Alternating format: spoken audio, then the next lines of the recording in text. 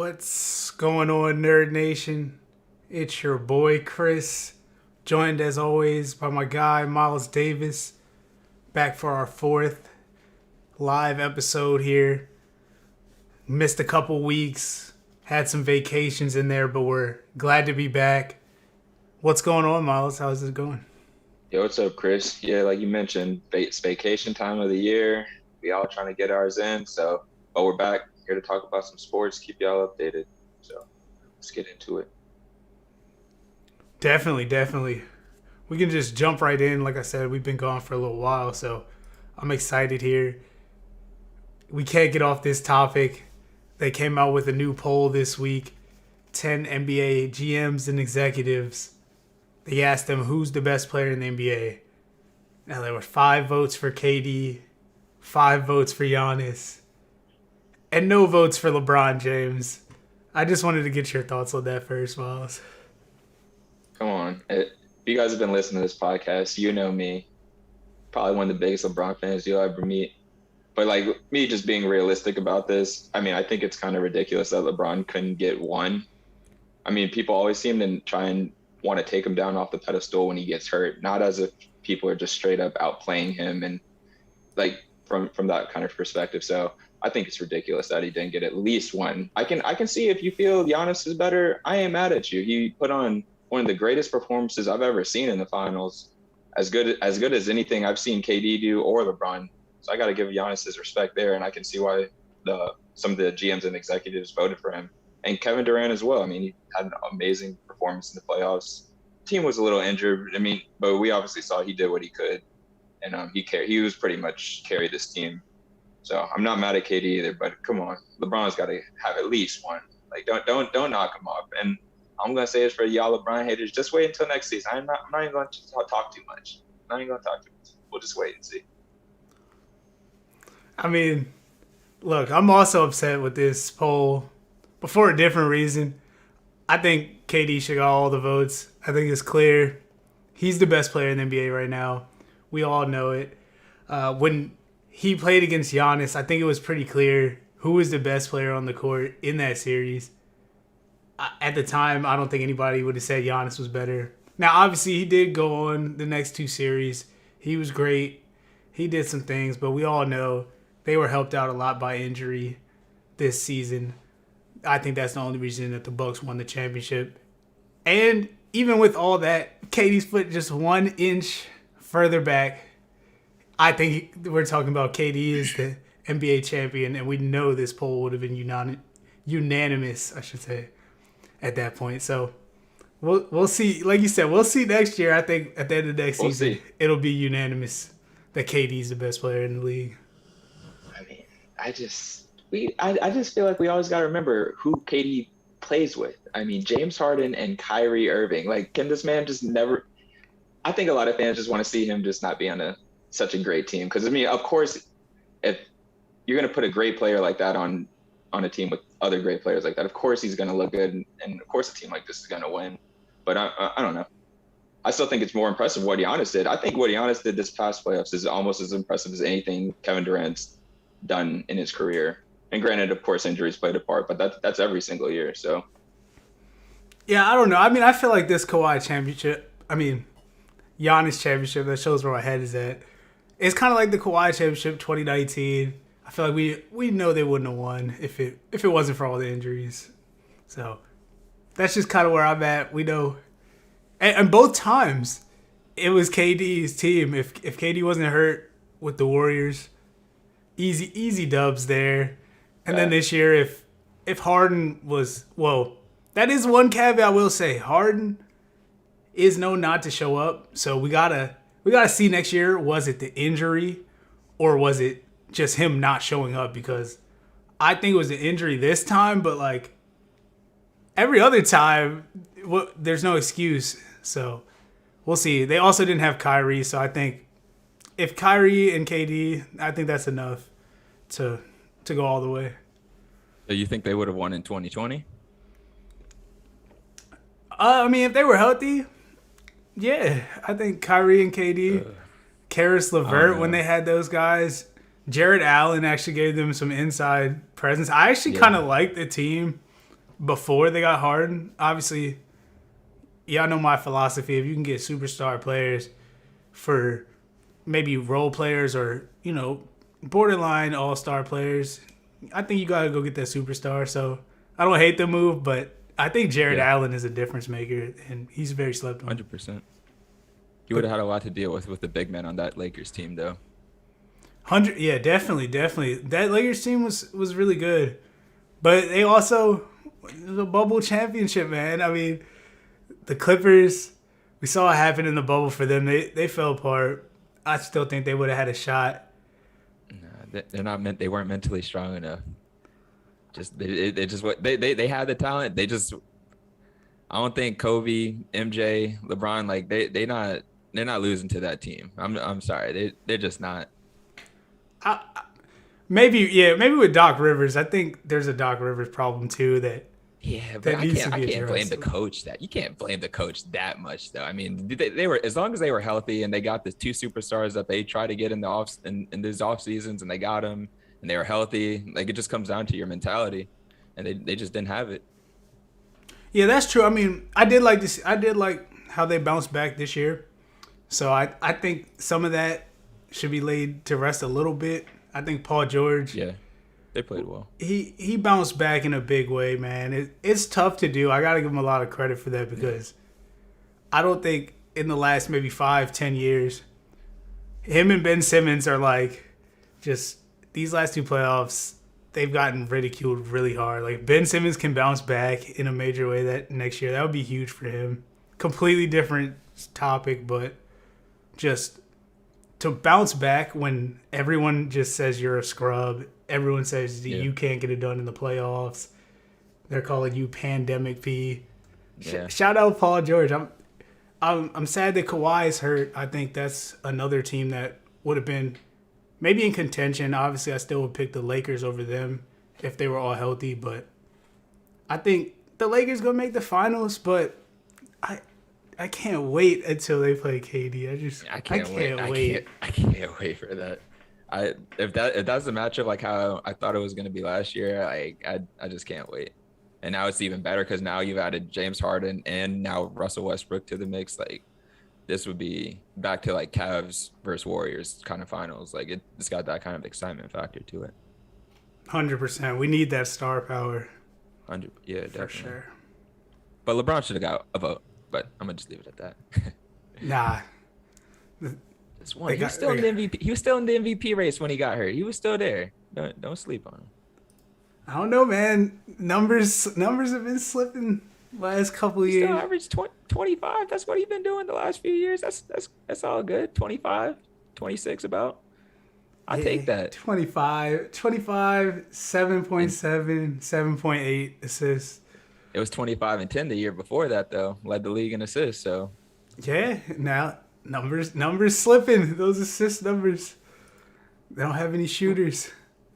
Hey, like I said, we'll see, because I can't speak on it now because I don't know how they'll do, but I'm just saying, like, I'm not going to be surprised if they're great. I will be. I will. But, yeah, I mean, I guess from there we can move off the NBA. Talk about the NFL season. It's like 2 weeks away. It's just like boom. Sports are happening. NBA season never ends. It seems like Summer League. There's always something happening there. Always news there. But I'm excited to get into it. There's a lot of big stories. I'm going to try to cover some of the biggest ones here. Starting with Dak Prescott and the Cowboys. This story's been kind of brewing. Obviously, all offseason going back to the contract talks. He finally got his money, coming off the major injury last year. But he's got a new injury. He hurt his shoulder in practice back on July 28th. He was diagnosed with a muscle sprain. He's been out ever since. So that is throwing shoulder? Yeah, his throwing shoulder, right shoulder. So they've been really like weird about the injury. At first, they said he was just day-to-day. And now, obviously, we're at August 22nd here. So it's been about a month, and he's still not practicing, not playing. They're saying that he should be ready for week 1, but I don't know. Are you concerned at all right now for him and the Cowboys?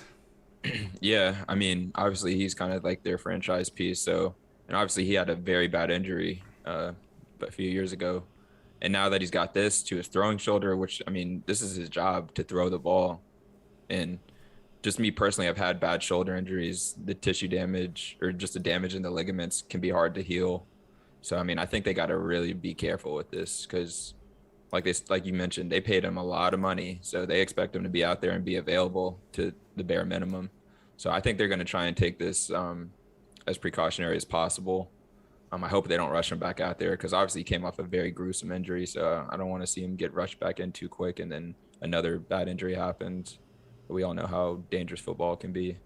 So I think it's definitely worrisome for the Cowboys because they're going to need him in order if they want a chance to win the division, which I think they could if he's there and he's healthy, and everyone else on the Cowboys is kind of picking up where they left off and just doing your job. I know they say that a lot in football, just do your job.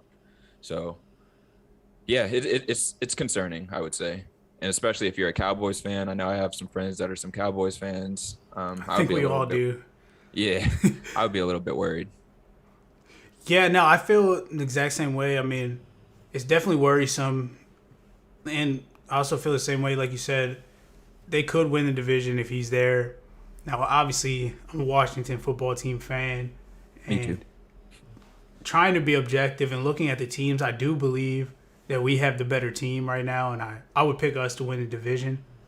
But that doesn't mean that they couldn't win the division, obviously. That doesn't mean that they won't win the division. But I know if they don't have Dak Prescott or if he's not 100% healthy, they're not going to win this division, especially seeing how bad their defense was last season. But yeah, I mean, it's got to be worrisome. I feel like you said, the throwing shoulder, we're about 2.5 weeks from their first game against the Buccaneers to open season, Thursday Night Football. I don't know, man. I guess I'll ask this, like, because we all play fantasy, a lot of people. I'm not going to say all, but we play fantasy. Mm-hmm. Would this affect, like, how you're drafting Dak Prescott in your leagues? Like, are you looking at him like, maybe I'll go with somebody else because there is some risk there? And also, like, the pass catcher, CeeDee Lamb, Amari Cooper, like, do you worry about that, like, going into a draft? Cause, yeah. Yeah, I mean, as far as selecting quarterbacks, yeah, that definitely makes me hesitant on picking him now. I understand we've seen him put up huge yardage in some of his best seasons, well over 4,000 yards. I think he's close to 5,000. So, yeah, it's worrisome. I mean, like I mentioned, these shoulder injuries can be nagging. They can linger around for a long time. So, I mean, I think he just needs to just be extremely cautious. And this would definitely influence me to pick another starting quarterback over him when it comes to fantasy football for sure. Yeah, 100%. I think I've taken him off my draft boards. I don't want to give too much away, just in case some people in my leagues are watching. But right. Yeah, I don't know if I'm gonna be picking Dak this year. But yeah, I mean, I guess we can move off Dak. Got some quarterback controversies around the league, starting with, I think, the juiciest one right now up in New England, Cam Newton, Mac Jones. Obviously, we know what Cam Newton did last year. He wasn't very efficient as a passer, to say the least. He was pretty good as a runner still, though. Patriots 7-9. He got COVID somewhere in there. Just trying to summarize here a little bit. But Mac Jones coming in. Everyone's saying he's looking good in the preseason. I don't know. I'm a little bit more skeptical. I think he looked better in the second game than he did in the first game, but I still think that Cam has been looking pretty good in this preseason. I think they should go with him to start the season. What do you think? Yeah, I mean, you got to start with Cam. I understand Mac Jones, very successful college career. Obviously, he was at a great program, but I mean, Cam is still the vet, former MVP. I think he was like 8 for 9 in the first quarter, and I did see it. I did watch a little bit of that game, and it was a bunch of check down passes. It didn't look like anything like super, like great, like Aaron Rodgers type stuff. But I mean, he's still been in the system longer. He's obviously a vet in the game. He knows the NFL game just a little. I mean, maybe way better than Mac Jones. So I mean, I think starting out, you got to go with Cam.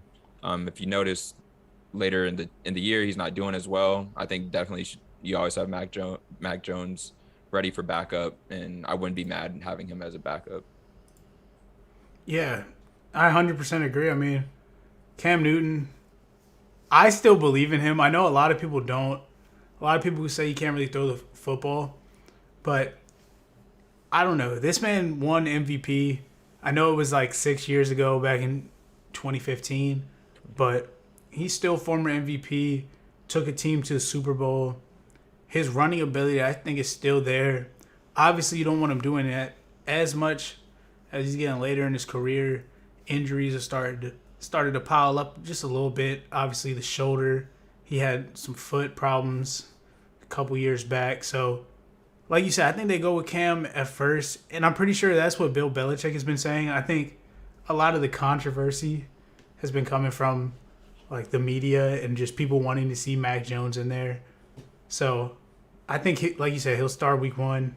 If it's not going so good, or if the team is losing games and it doesn't really look like they're going to make the playoffs, I think they're definitely going to turn to Mac Jones. So we'll see. I think we will see both of them this season.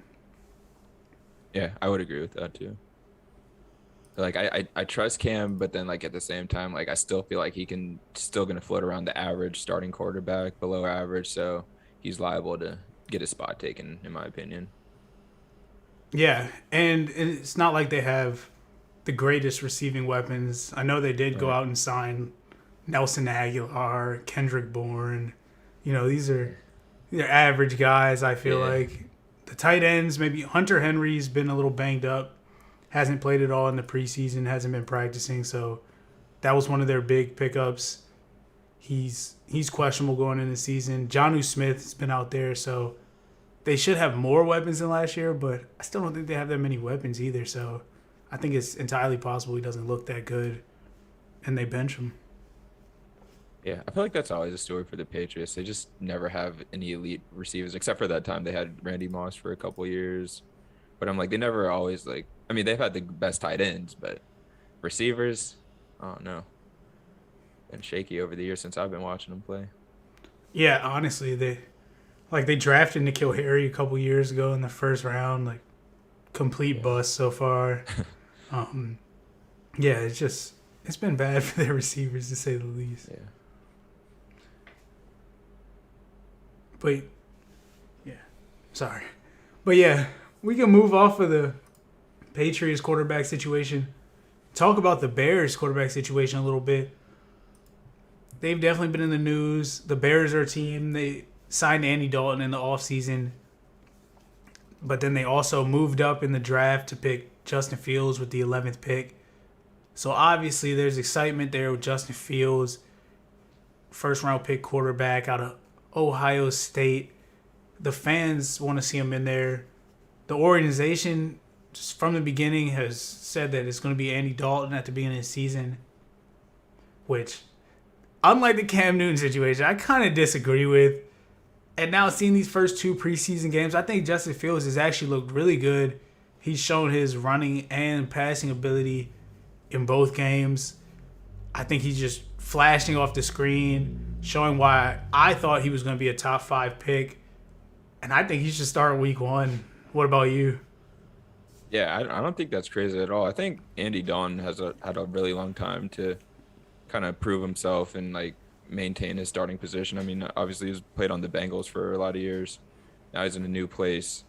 So I mean, I don't know if he's done enough to like solidify, but I mean, obviously I think the team's just going to go with the vet week 1. But yeah, I wouldn't be mad if they went with Justin Fields week 1 either. Obviously he's great at college. Watched a little bit of his preseason, looking solid out there. He did get hit really hard, like helmet to helmet contact in one of the plays. It was definitely yeah. it was definitely like a targeting kind of play. Dude just knocked his helmet off, went crown to his face mask. So I mean, that was kind of messed up. But I mean, that's the NFL. Like that stuff's gonna happen. So He should have been more aware of that too. That was one of the Yeah. plays I was like, maybe he should sit a few weeks. yeah, that it's preseason. Like that's completely uncalled. That's completely uncalled for. I mean, Yeah. he had time to hit him lower too, like in like the target zone. So that was just uncalled for. But besides that, I think like you said, I would probably prefer Justin Fields to start week 1 just to let him see what he can do because I don't see the season being too promising with Andy Dalton, honestly. Yeah, like Cam Newton's at least been a very good player at one point. I'm pretty sure at one Yeah. point they rated the players themselves rated him as the number 1 player in the The league. number 1, yeah. That's So what it was. Andy Dalton has never been that, and he's definitely Yeah. on the backside of his career right now. So I agree with you there. I think like if Andy Dalton's your quarterback, what are you doing? Yeah. That's kind of how I felt about like Alex Smith. I was like, like when the Washington team got him, I was just like, that's like the best we could do. Like I feel like he's just old kind of. I mean, he played decent, but I mean, it wasn't like Yeah, we just needed more. especially after the injury. It was Yeah. over at that point for sure. I'm like, when I saw that dude healing from his injury, I'm like, this guy is like looks like he's got like metal rods sticking in his leg and stuff. I'm like, that just doesn't look good. But Yeah, I look forward to going into the season and not like worrying every single Yeah. game about my quarterback and if his knee is just gonna shatter on the field. seriously, that's how I felt at the when RG3 was playing. I Yeah. don't know if you could Washington football fans remember that, but when RG3, I used to be so scared when he would get hit. Like I'm like, I don't know if he could take that. Yeah, it seems to be common feeling around these parts. Yeah. Some shaky knee quarterbacks. Yeah, if you're a Washington fan, you know the struggle. Protect your knees. Watch Ryan Fitzpatrick. Protect your knees this year, bro. Seriously, man. But yeah, we can move off that.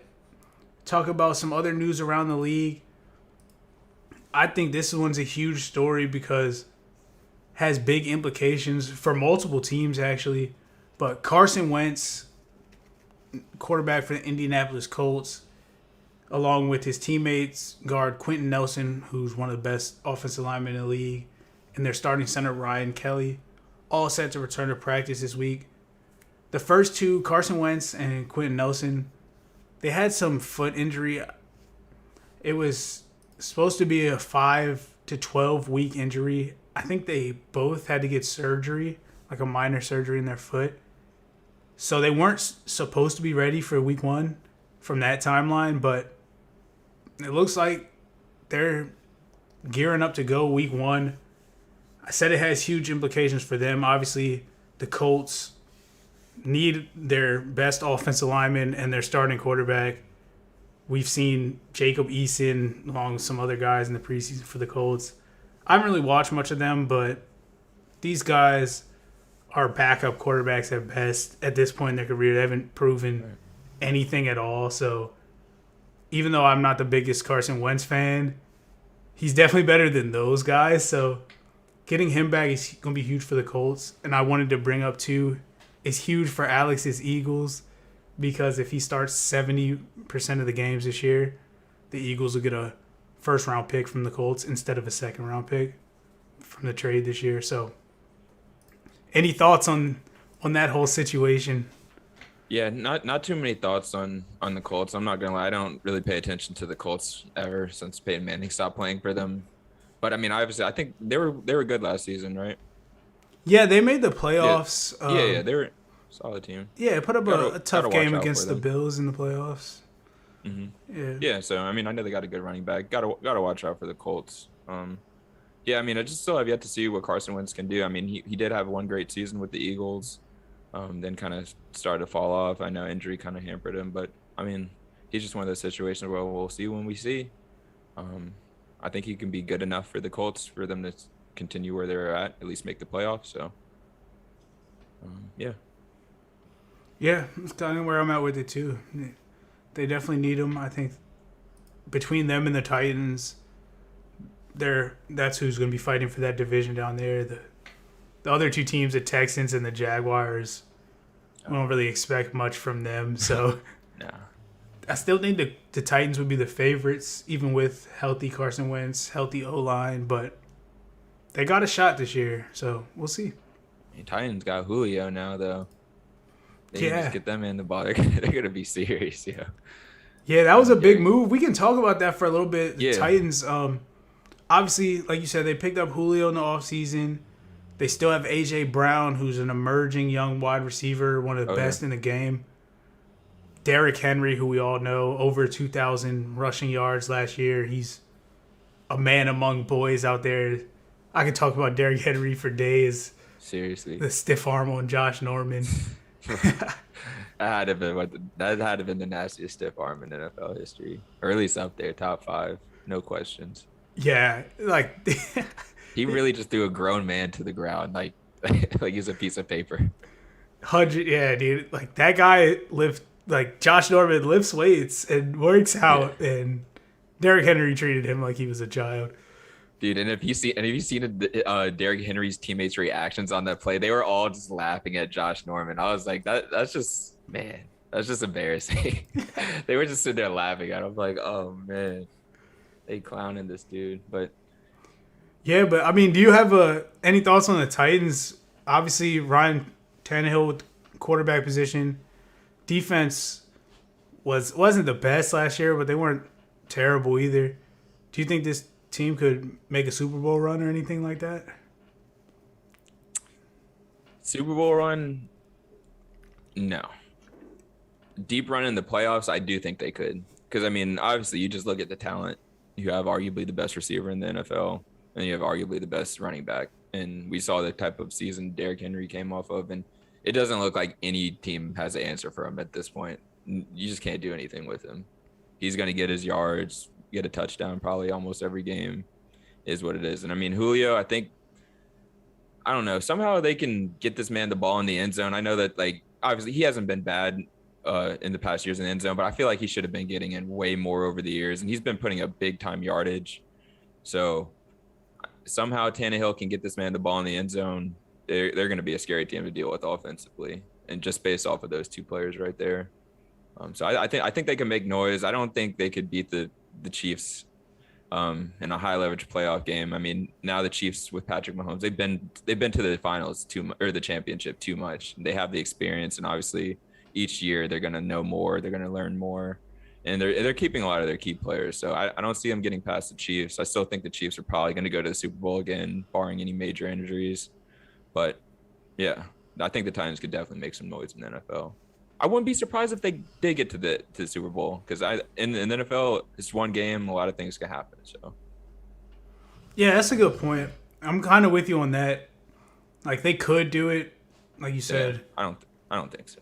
You know, New York Giants style, pounding big Brandon Jacobs all the way to the Super Bowl, beat a lot of teams that they probably shouldn't have beat.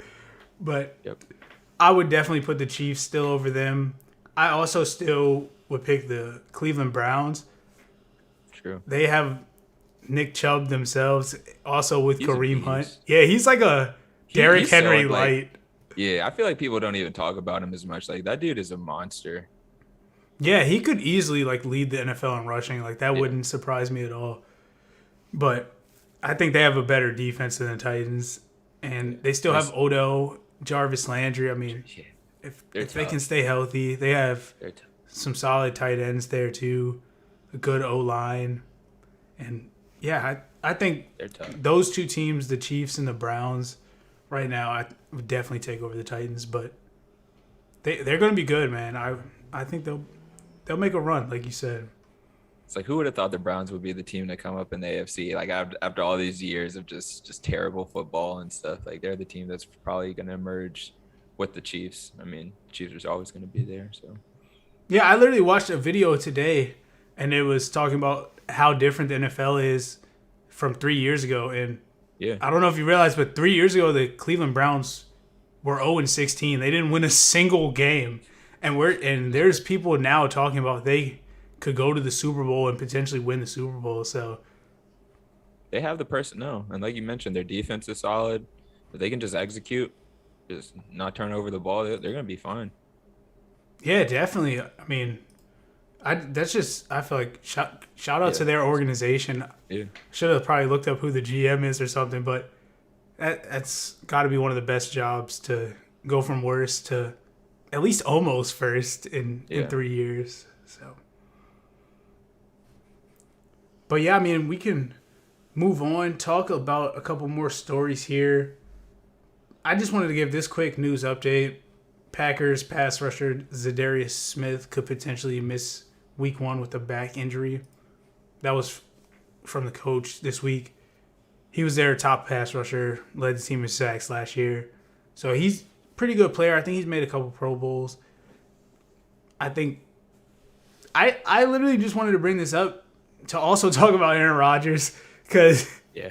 I mean, come on. When we talk about the Packers, Aaron Rodgers is the story, Devontae Adams, Aaron Jones. These guys we want to talk about. So, like, I think this story, though, is going to be the first of many of very tumultuous season for the Packers. They have the talent. Like, if everything was running smoothly, I think this... Obviously, they were in the NFC Championship the last 2 years. I think they could win the Super Bowl. Like, if everything fell right, they won some games. They have a star quarterback. Like I mentioned, they have maybe the best receiver in the league right now, Devontae Adams. Aaron Jones is right up there for running backs. The defense, one of the leaders is Zadarius Smith, along with Zaire Alexander, the corner. They have really good players all over the field. But I think just because of the Aaron Rodgers situation and just, we've been on bad teams before.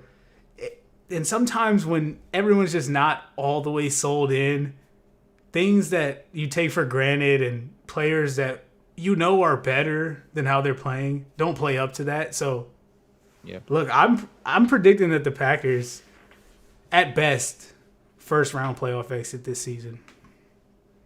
Really? Just because of you think just the chemistry of the team is kind of messed up and it's just not going to work out because obviously what they did last year was pretty impressive, but they still couldn't get it done. So now you think with all this stuff going on with Aaron Rodgers, it's just it's not going to help their cause at all. Yeah, I think they're too far gone. It's maybe my biggest hot take because I know a lot of people are still on board, still think this is a Super Bowl caliber team, but I just don't think it's going to go that well. I could see them doing really bad. And I don't know. For me, really bad for them is there's one more game. So maybe 8-9, 9-8. Maybe they get the last wild card or something, but they lose. Or, they could still win the division because the division's kind of weak. But losing first round for them, I feel is a very bad season. Yeah, for sure. Yeah, I don't know how I feel about because I guess the situation was Aaron Rodgers obviously didn't want to play because he felt like they just weren't accommodating to his needs. I'm Aaron Rodgers, probably the best quarterback, but it's just not showing on the field because you guys aren't giving me what I need. Well, he did win the MVP, so yeah, that's true. It showed a lot. Yeah, that's a great point. And to speak on top of that, it's I do think they you have Aaron Rodgers, you can win a Super Bowl game, you can get there. But I think the chemistry, like you mentioned, is going to be a huge factor into how they do. But besides talent, they got as good as talent as anybody else. You mentioned 100%. Arguably the best. Yeah, Devontae Adams is a beast. Aaron Jones had an amazing season last year. So, yeah, I could see it. I could see him making a deep run. I see it. I would predict that they probably get to the same place they got this past year. NFC Championship? Yeah. I could see it. I think that could be their ceiling. I guess what I'm trying to say. So. Yeah, 100%. If we were just picking based on a Madden roster or just rosters on paper, it's got to be between them, the Bucks, and I would say the Rams because they got last year number 1 defense. Obviously added Matt Stafford. I think the Rams are up there. So I think those 3 teams would be the favorites, but I don't trust the Packers right now. I think it's going to come crashing down.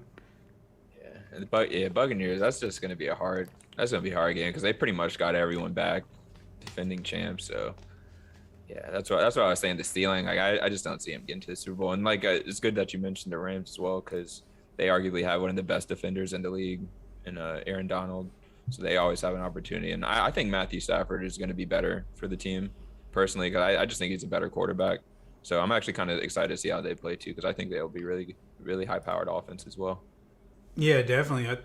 I agree with that Matt Stafford point. I think a lot of people do, Yeah. but we still got to see it because Yeah, we got to see it. it's that chicken or the egg situation.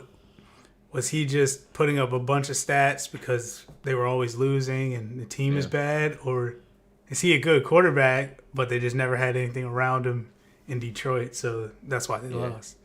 I mean, just like that. But whenever I hear about like any of like the clutch stats, Matthew Stafford somehow he always is in these clutch stat arguments. Like he's always, I think he's up there for like some of the most game-winning drives since he's like been in the league. So just based off of that, I think he's a solid quarterback, and like it might be a different system. He might have a little learning curve, but I think it'll be fine. I think it'll be really good. Yeah, 100%. That's where I'm at too. I've always thought Matt Stafford was a good quarterback. Yeah, and I always, if you play for the Lions, I give you benefit of the doubt. Yeah, because I mean, he did have Calvin Johnson for most of his career, though. They've had. If he didn't have Calvin Johnson, though.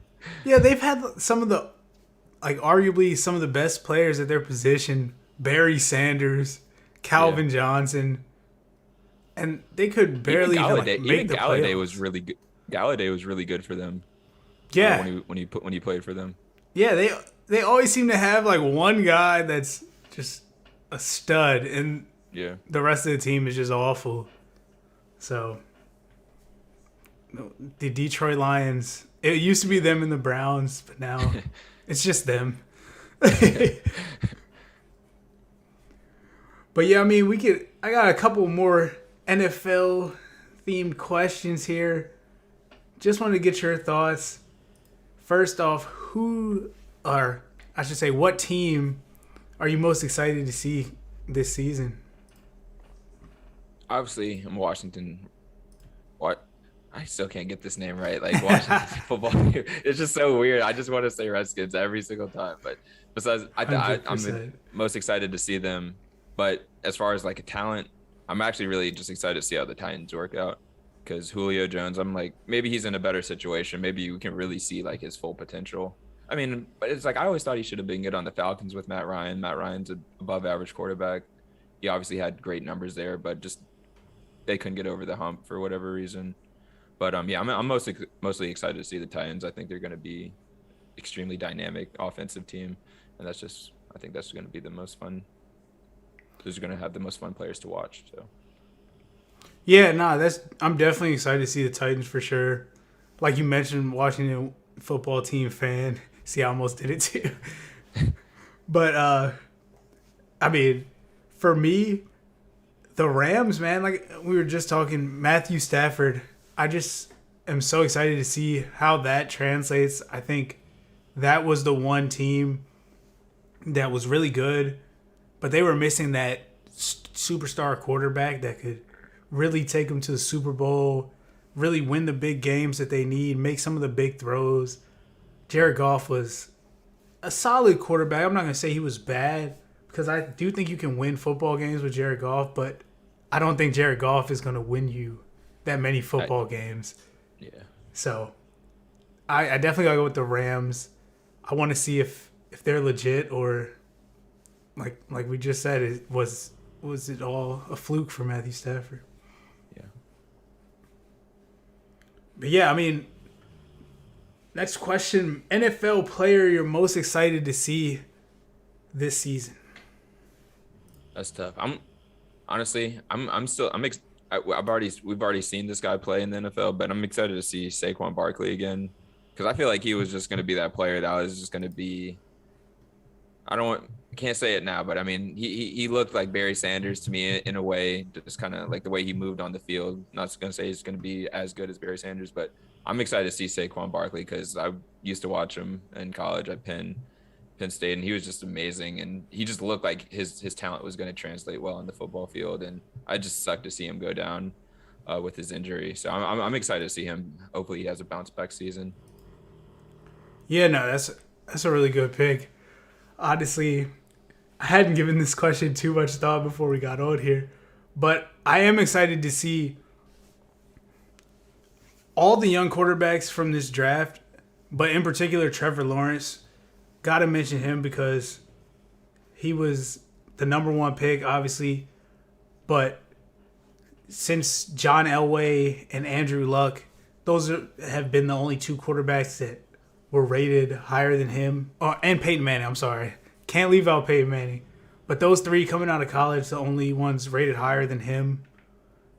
So I'm super excited to see it. Obviously, he's with the Jaguars, so not expecting too many wins, but I'm expecting some at least decent numbers and just flashes of greatness, and maybe this guy could be one of the best quarterbacks of all time. Yeah, he's definitely one of those players that you just got to see how he's going to do in the NFL just because of what he did in college and like the teams he beat at the highest level in college. You want to see if that can translate to the NFL. So I definitely think he'll be exciting to watch as well. Like I was excited to watch like Joe Burrow play, and then he had that bad injury, and like I think he was going to be fine. I think he was going to be fine in the NFL. I think he was going to be great. He got his team now.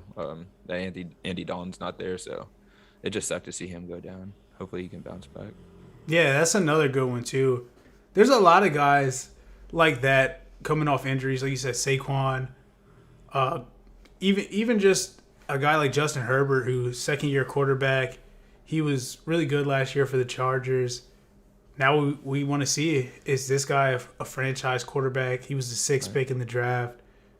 Obviously, Tua and Joe Burrow went ahead of him, but he won Rookie of the Year, so I don't know. Yeah. Maybe he's the guy. He might have been from that draft. He might have been it. But yeah, I mean, last question on the NFL here before we talk about a few other sports. What two teams you have making the Super Bowl this year? And I won't ask you who you got winning. We'll save that for right up before we get to the season. But if you had to pick right now, who's playing in Super Bowl 55? I mean, I know this is going to sound pretty unlikely. I know it doesn't happen too much in the NFL, but and I got an NFL rematch from last year, or Super Bowl rematch from last year. I got the Bucks and I got the Chiefs. I just don't see teams beating these teams in the big games, and considering that they pretty much got everyone back, I don't see much changing. Yeah, I mean, it's hard, like you said, to pick against either of those teams. I'm not gonna pick against the Chiefs. I know I've been doing this since we've been doing this for the last little bit over a year now. I don't think any single game or anything. I don't think I've ever picked against the Chiefs because I just believe in Patrick Mahomes, and Andy Reid and the weapons they have, Tyreek Hill, Travis Kelce. So gotta pick them. But NFC, I don't know. Maybe it's just me not wanting it to be Tom Brady again, but I'm not picking them. I just can't do it. Obviously, they can do it. They probably got to be the favorites right now, but I'm going with the Rams. I think Matt Stafford and this Rams team, look, I'm okay with being wrong, but I think they got all the pieces. They were there a few years back with Jared Goff, so I think they can make it. They got the number one defense from last year at least. So Jalen Ramsey, probably the best corner.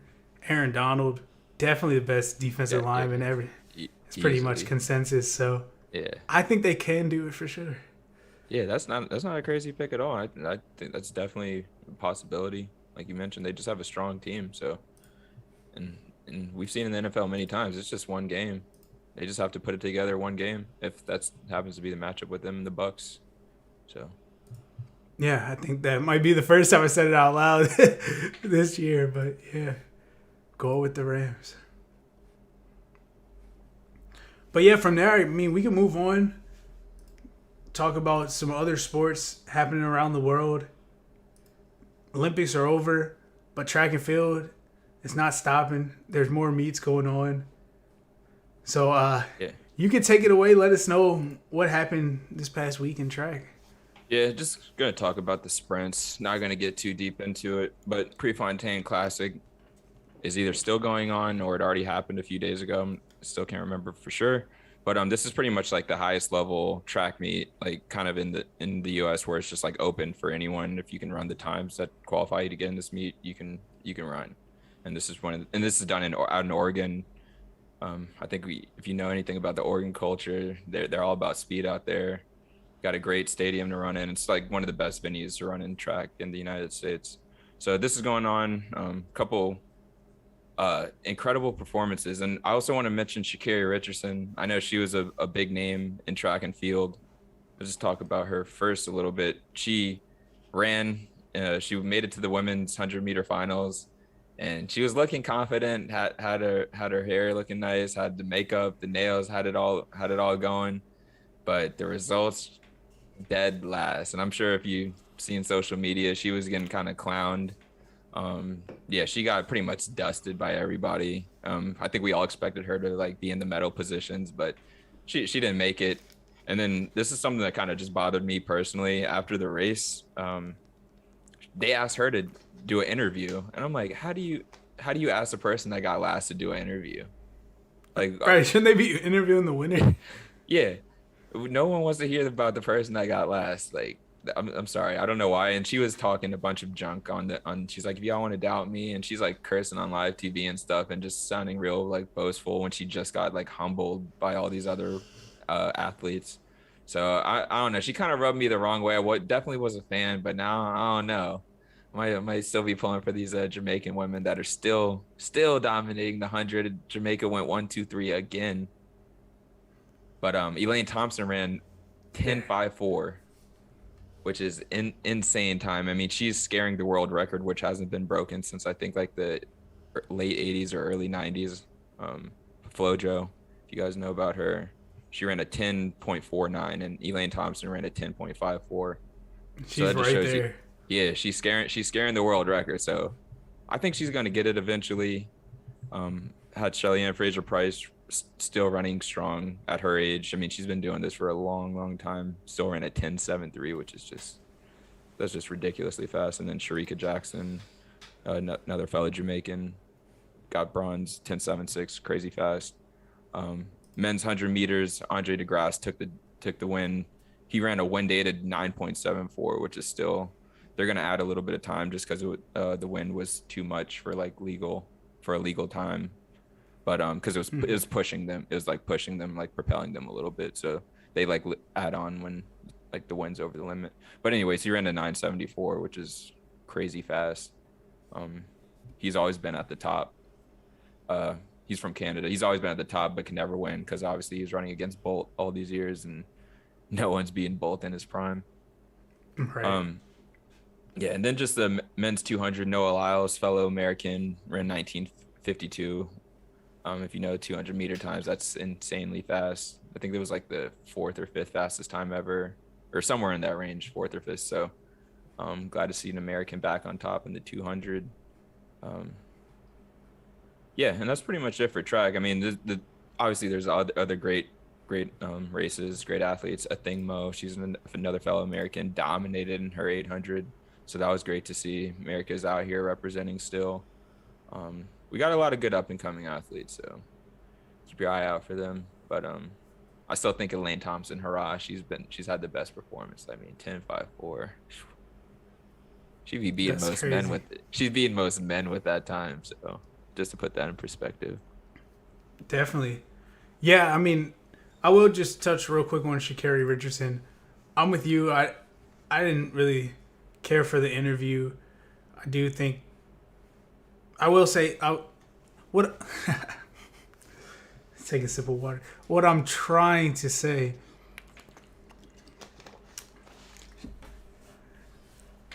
coming off the Olympics, I do think that they were probably in a little bit better shape to run the race. So I probably wouldn't have expected her to beat those Jamaican women. Honestly, even before the Olympics, I don't know if I would have expected them to beat those. Like you said, Elaine Thompson is scaring the world record. But as far as the interview goes, I don't like when people curse on national TV. It actually really like makes me uncomfortable. And I know like a lot of us, and I'll even say myself sometimes, you know, we use it in everyday language, but like even on this podcast, like when we're talking to audience, I don't really like it because a lot of times there's kids watching. It's not the coolest thing, so I wasn't a fan of it either. Yeah. And you just lost. Like you said, why are they even interviewing her anyways? She came in last in the heat. Dead last. I've never seen that. I'm like, who just interviewed? And then some of the other athletes that were in the race with her walked by her. They were just sitting there laughing at her. Like, I think Shelly Ann Fraser-Price just laughed at her, like, as she's walking by the camera. Because it's just like, I why are didn't they even see interviewing her? that. Like, she's in here talking all this mess, and she got dead last. Like, didn't even run under 10 seconds, which pretty much everyone else in the race ran under. I mean, sorry, 11 seconds. Ran under 11 seconds. But, yeah, she rubbed me the wrong way with that. Like, I really was a fan. Like, I was going to give her the benefit of the doubt with the incident that she had that kept her out of the Olympics. But, like, man, like, be humble. Like, these women just humbled you, like, terribly in a race. And I know you just got back, but it's not like you were off for that long of a time. It was like a month or two. So we, as fans, we still expected her to be in like tip-top shape, and she wasn't. And I think this thing that kept her out of the Olympics kind of like messed her rhythm up. Now she's got to find it back. But I mean, the way she's talking, she better be running 10-7, low 10-7s, because you can't talk like that and get last. So Yeah, 100%. You gotta be meddling. Not Yeah. acceptable. It's the equivalent of the guy you just put off the court or the sideline talking trash after the game. Yeah. Like, It's like you didn't get the win. but we beat you. Yeah. But yeah, I mean, we can move off the track. Last thing we want to get in here before we get out of here is some fighting, UFC, boxing. We can start with the little boxing. Can you get this guy's name for me? Because No, see, I was just gonna try and pronounce his last name. I think it's just Ugas, but I think he's from Puerto Rico. So yeah, I don't know how to, or Cuba, I mean. So I don't know how to pronounce his name. I think it's Yordenis. I'm still probably saying that wrong, but I think that's probably what I would go with too. Yeah, that's about as close. I'm gonna say it as American as I am, like Yordenis. I'm sure it's put some like pronunciation on that. I don't know. Yeah, we're sounding real American right now, but Ugas did beat Manny Pacquiao by unanimous decision this week. Obviously, Manny Pacquiao, one of the biggest names in boxing, had some great moments, great fights. He's up in his 40s now. What were your thoughts from the fight? I actually haven't even gotten a chance to see any highlights or anything. Yeah, I mean the highlights it wasn't anything special. It was just it was just a good boxing match, I think. I mean they were taking some damage to their face. I mean when they were done, Manny Pacquiao was pretty bruised up, but I mean obviously that's likely to happen. But yeah, I don't think Manny Pacquiao has it anymore. I understand he's still fighting like the tip top like upper echelon fighters in the world. Like I mean this guy was the guy that beat him. I mean this guy was still a world champion, so it's not like he's like a pushover or anything. I don't think Manny Pacquiao has what it takes to get back to the top anymore. I mean, like you mentioned, his age is going to be a factor. He said he got hurt because he was cramping in the fight. So I mean, just little things like that. Like he didn't want to make excuses, but he still said it. So it's just like, dude, you're getting old. And honestly, I think when he lost to Mayweather, I kind of thought it was downhill. Like he could still get some wins, but like he was never going to regain what he was when he was in his prime. So.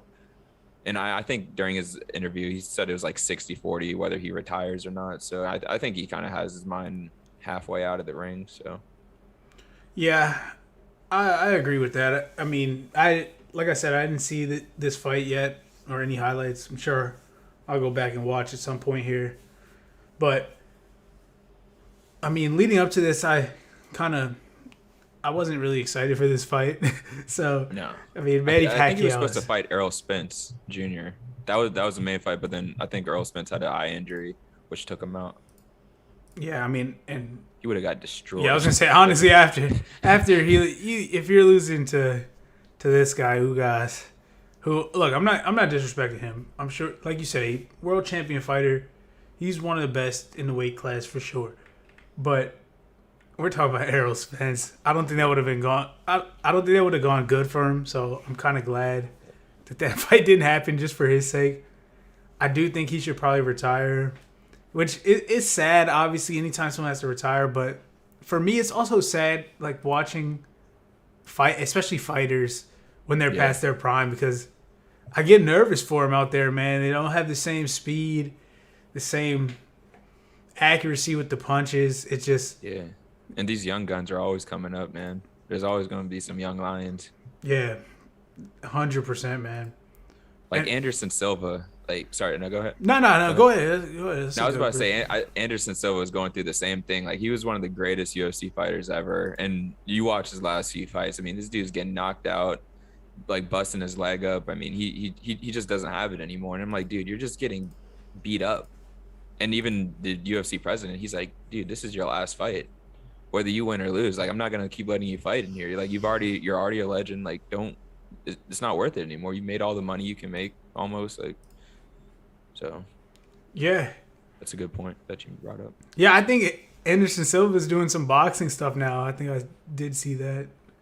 So I think that's cool. He's boxing other like former UFC guys and stuff, just exercise, doing stuff for the fans. I like that stuff. But yeah, as far as Manny Pacquiao, I think it's time to hang him up. But I will say this though, you did say after Floyd you thought it was over for him. I did too. But he did have a fight against Keith Thurman, who at the time, Keith Thurman was undefeated. Yeah.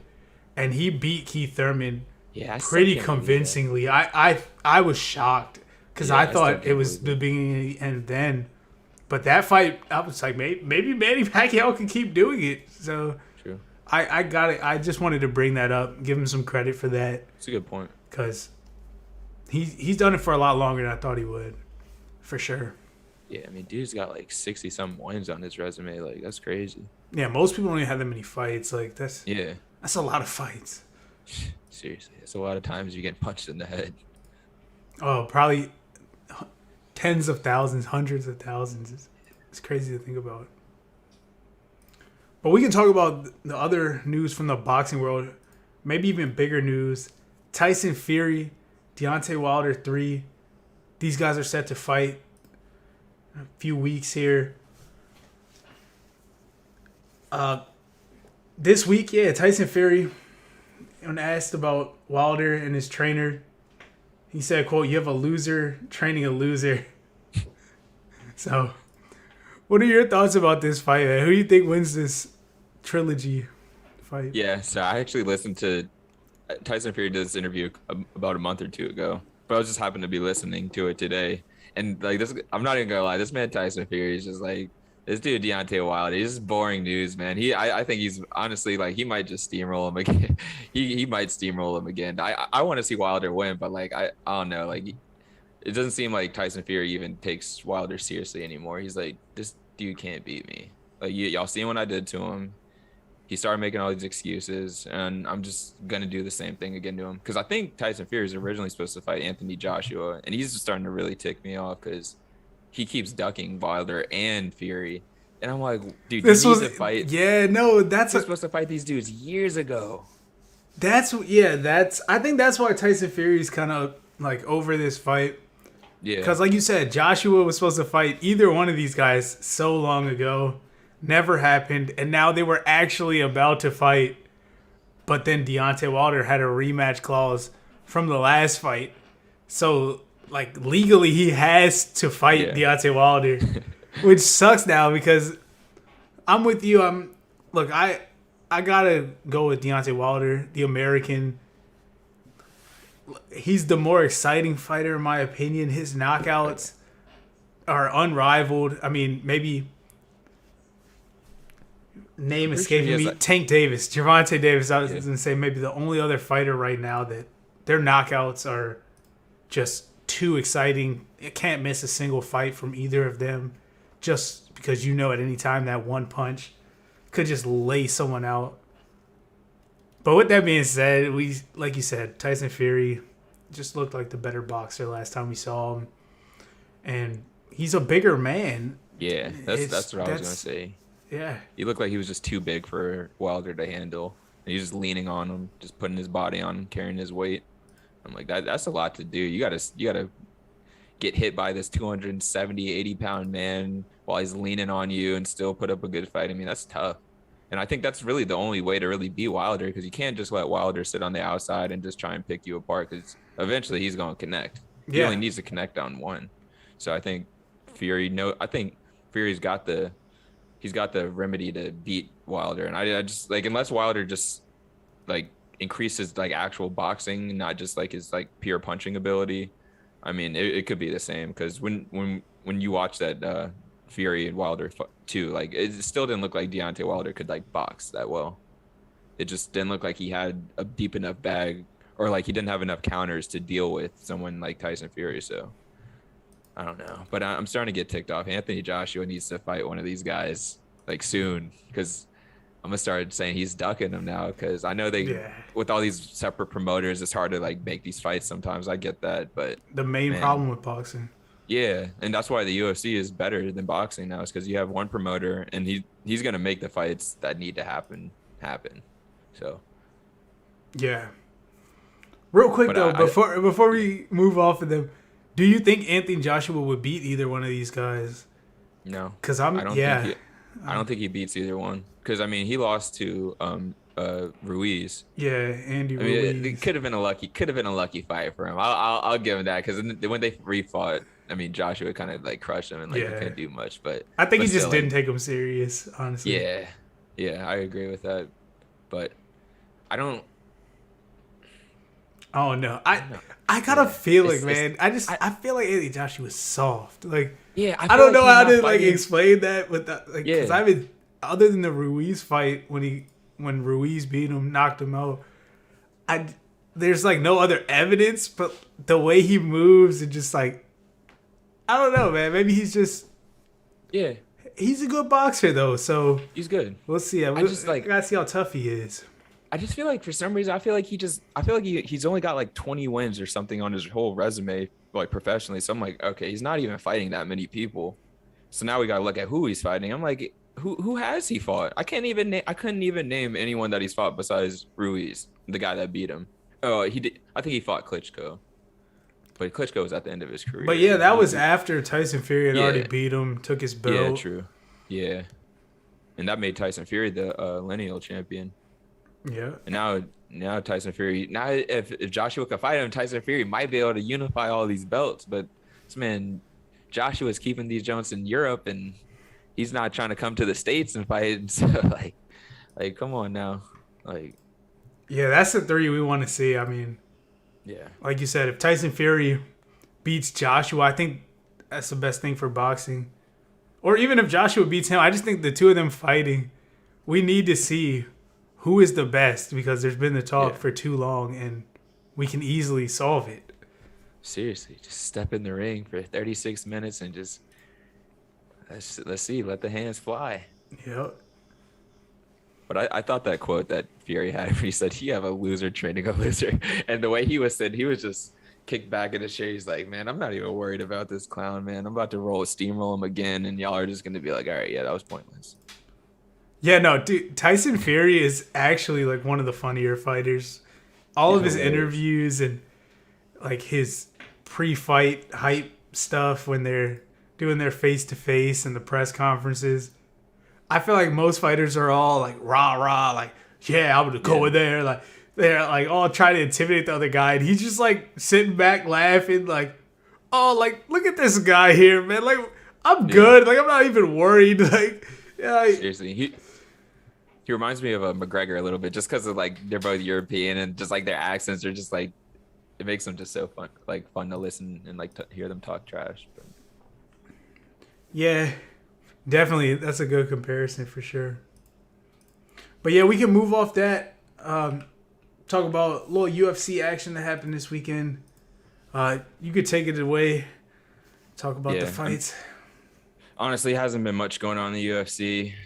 Just something notable for the middleweight division. Jared Cannonier beat Kelvin Gastelum, who's kind of been scratching like the number one contender surface, but he just can't get there. He did have a championship fight with the champ now, Adesanya, but obviously lost that fight. And he's been trying to get back, and he's been getting some really good wins, but then taking some tough losses. And it's just another tough loss to another fighter coming up, Jared Cannonier. So that's really about it for UFC. Not too many fights I don't think there's that many good fights coming up, honestly. I think you got I think it's a featherweight. I think it's Volkanovski for the featherweight, and then you have Brian Ortega for the championship fight. I think that's the only one coming up, but UFC is not kind of dry right now. Definitely, yeah. I haven't really been keeping up with UFC that much either. Like you said, it's been a little dry. waiting for some of the more known fighters and champions to defend their belts, which will happen soon because UFC is always on it. So Some by the end of this year should be some really good by the end of this year should be coming up. So yeah, I think a huge main event's brewing. But well, I think Kamaru Usman and Colby Covington. I think they're supposed to fight later this year, and I think that's going to be one of the most hype fights like in a long time. So I'm excited for that. yeah, definitely. I'm going with Usman, but Got to. yeah, that should be good. I mean, I guess from there we've few minutes over, gone a little long here, but like I said, we've been gone for a couple weeks, so had a lot to talk about. Is there anything else you wanted to touch on before we get out of here? Yeah, I think we covered just about everything relevant. Yeah, I'm there too. I mean, KD's still the best player in the league. NFL's here. UFC, boxing. Look, it never stops. We're not going to stop putting out content. We'll be back same time next week, 8:30 p.m. Eastern time. You know, if you're watching, listening at a different time zone. 8:30 Eastern time every Sunday night. And that's going to be during NFL season too. So we'll be here Sunday Night Football. Y'all can come through during the season, chat with us. If y'all want to know more about content that we're going to be putting out, when we're going live, anything like that, you can follow us on Instagram at AVG Sports Nerds. We're also on TikTok at AVG Sports Nerds as well. Got great videos going up over there. A lot of fun content. And yeah, I mean, got anything else for us, Miles? No, I think you covered everything. Like you said, subscribe, follow. We got some good stuff on social media, so stay tuned. Yes, sir. And if you made it this far, you're a true sports nerd like us. We appreciate the support. And yeah, just keep nerding it up.